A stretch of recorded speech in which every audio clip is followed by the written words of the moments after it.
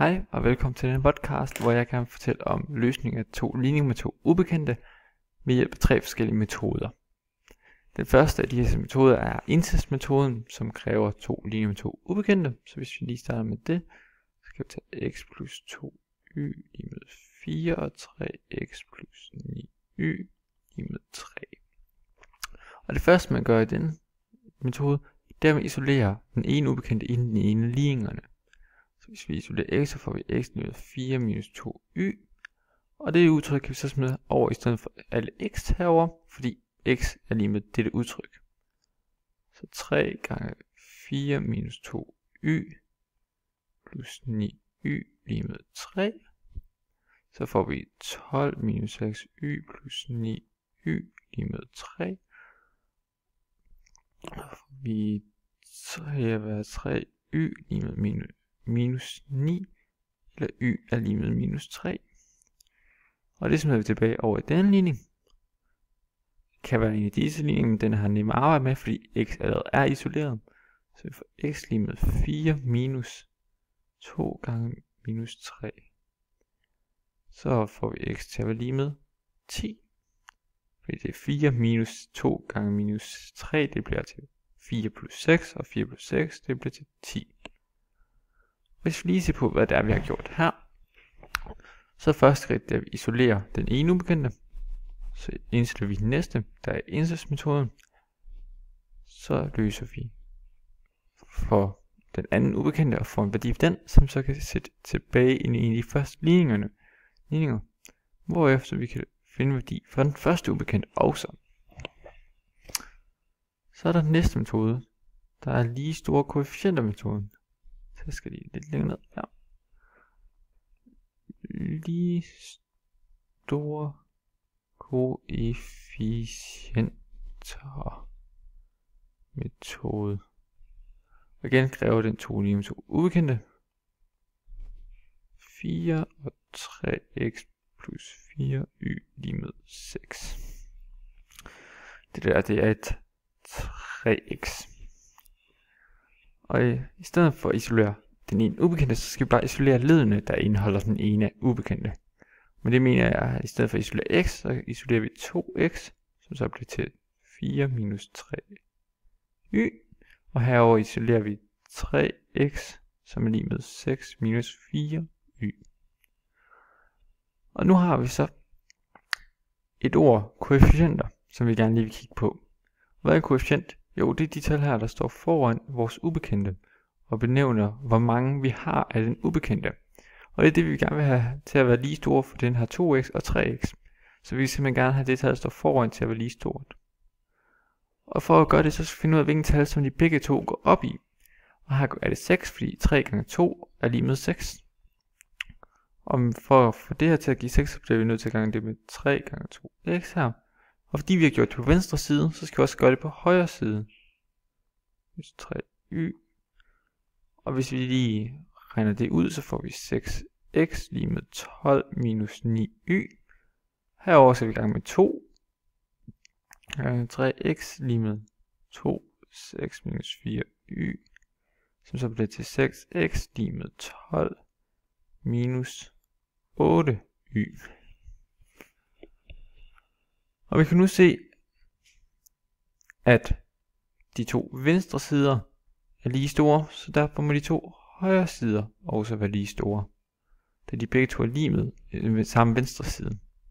Så derfor kan de sættes sammen til en ligning. Vi får 12 minus 9y lige med 12 minus 8y.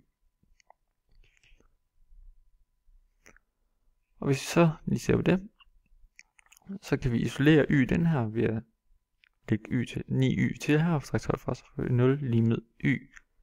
Og så er vi løst for vores y. Og den y kan så sættes tilbage ind i en af de andre ligninger. Jeg vælger den her. Og så vi får 3x lige med 6 minus 4 gange 0. Som så er 3x lige med 6, og x er dermed lige med 2. Og så har vi løst disse to ligninger med 2 ubekendte ved hjælp af lige store koefficienter-metoden. Hvis vi ser på, hvad det er, vi gør, så har vi det første her, hvor vi isolere leddene med den samme ubekendte i. Så vores næste, det er at finde samme koefficient. Det er også det, vi gør her. Så vores tredje skridt, det er det, vi gør her, hvor vi sætter dem til samme ligning. Vores fjerde skridt er løs for den ene af de to ubekendte, hvorefter vi har en værdi, som vi kan sætte ind i en af de andre ligninger. Det kan være en hvilken som helst ligning, hvor der er to ubekendte i. Vi vælger på den, hvor det ser nemmest ud at løse for x. Og der indsætter vi i her, og så vores sjette, så løser vi for x eller den anden ubekendte. Og det er det, vi har gjort i dette med denne metode. Så er der den sidste metode, som hedder determinantmetoden. Determinantmetoden. Og den kræver til modsætning af de to andre metoder, at man har ens ligning skrevet op på en helt speciel måde. Og for at vise determinantmetoden vælger jeg bare den helt generelle måde at skrive op på. Så i stedet for tal, så siger jeg A1x plus B1y lige med C1, hvor A1 og B1 begge to er koefficienterne for x og y. Og så har vi A2x plus B2 y lige med C2. Og igen A2, B2, begge to koefficienter. Og vi kan nu se, at vi har to linjer med to ubekendte x og y. Og det første vi gør, det er at vi isolerer x-leddene.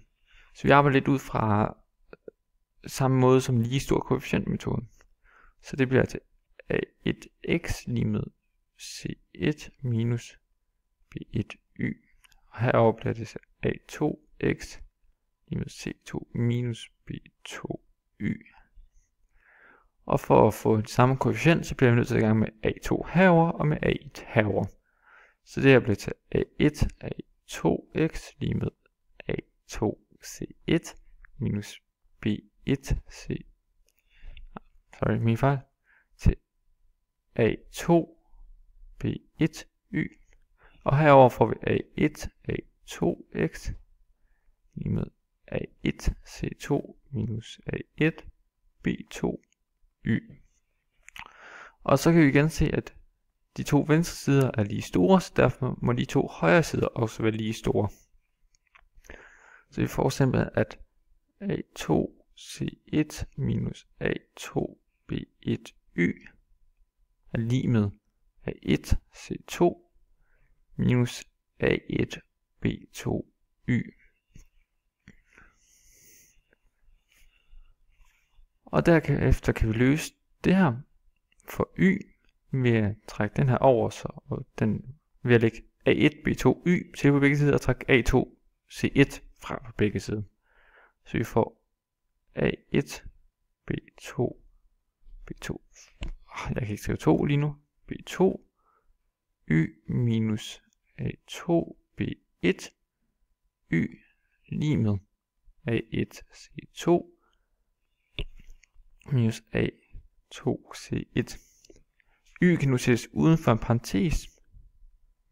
Y parentes A1 B2 minus A2 B1, som stadigvæk er lige med det herovre. Og der kan nu divideres med det her på begge sider, med A1 B2 minus A2 B1 på begge sider, så y kommer til at stå alene. Så vi får y er lige med alt det deroppe.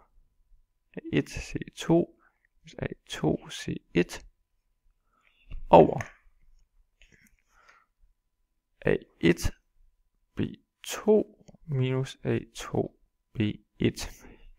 Det samme kan gøres med x, som man har x isoleret. Så får man x til at være lige med B2. Så lige se, hvor jeg skal lige have en bog herom, for jeg kan ikke helt præcis huske det. Så det bliver til B2 gange C1. Så B2 C1 minus B1 C2 over A1 B2 minus A2 over A2 B1. Nu kan vi se, Og vi har en masse udtryk for, hvordan vi finder y og x. Og nu bliver vi lige nødt til at introducere et nyt koncept, der hedder en matrix. Og en matrix er en måde at opstille 4 eller et vilkårligt antal tal i på. Og den betegner sådan her. Og så har vi vores A1.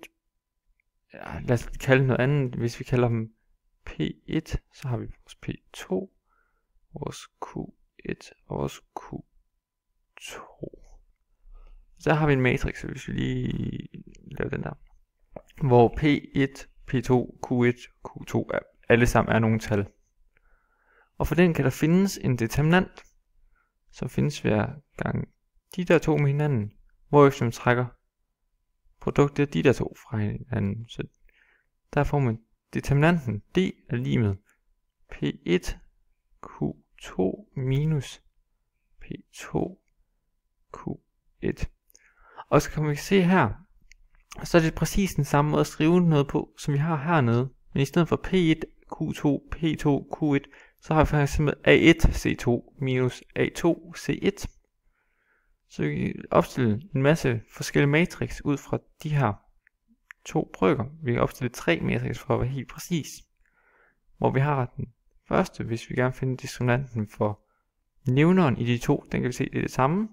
Så har vi en matrix, hvor vi har A1, A2, B1, B2. Og det er så lige med A1, B2, fordi det er de der to gange hinanden, minus A2 gange B1. Sådan der. Og for tælleren i Y har vi dy for matrixen A1, A2, C1, C2. Den er så lige med A1, C2, fordi det er dem der, minus A2, C1. Og på samme måde til X har vi B, har vi herover C1, C2, B1, B2.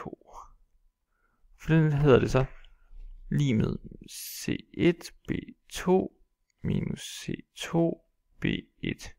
Og det er ikke helt præcis det samme, som står herover, men faktorernes orden er jo vilkårlig og kan være er ligegyldig. Så selvom der står C1, B2, så er det det samme som B2, C1. Og på den her måde kan vi faktisk finde x og y-værdierne, hvis blot vi kender A1, B1, C1 og alt det, som vi har heroppe. Vi kan så sige, x er lige med determinanten x over d, og y er lige med determinanten y over determinant. Den generelle determinant her. Og det har vi lavet et Excel-program til. Så hvis jeg lige prøver at åbne det.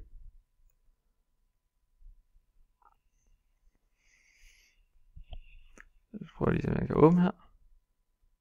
Det har vi her. Hvor vi har determinantmetoden her. Og her har vi så opstillet en ligning, hvor den, hvis vi ser vores A1, det er 3, vores B1, det er minus 7, og vores C, det er 18,5. C1 er 18,5. Så det er for eksempel en ligning, der hedder 3x minus 7y lige med 18,5. Og nedenunder så har vi 5x minus 2y lige med minus 3.